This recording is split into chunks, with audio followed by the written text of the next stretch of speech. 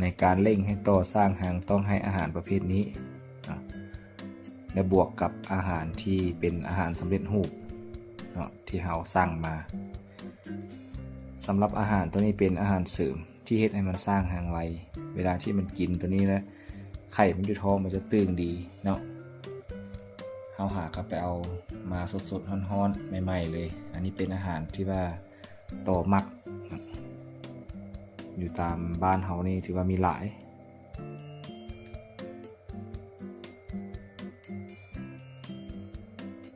วันนี้เรามาให้อาหารโตกันเนาะ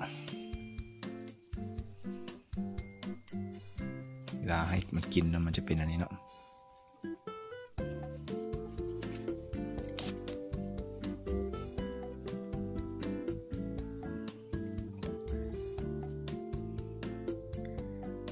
อันนี้เราจะเร่งไข่มันกินดีเนาะ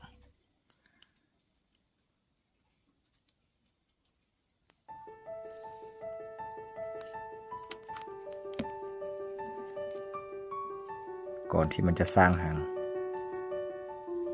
วิธีการให้เนาะ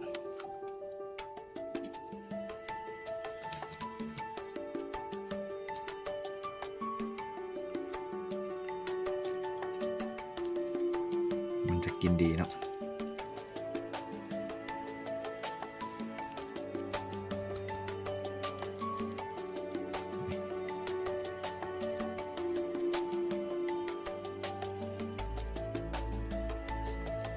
เวลามันได้กินอาหารนี่แหละมันจะแข็งแรงดี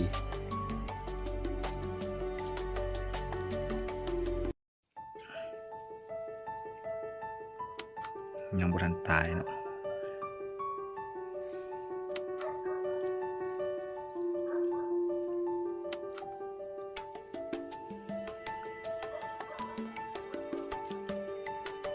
สำหรับวิธีการให้อาหารตัวมันมีคืออันนี้เนาะถ้าว่าผู้ใดที่ว่าอยากรู้วิธีอื่นหรือว่าเกี่ยวกับการเลี้ยงโต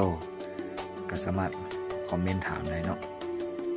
แล้วเขาจะให้คลิปให้เบิ่งแต่ละวิธีเนาะ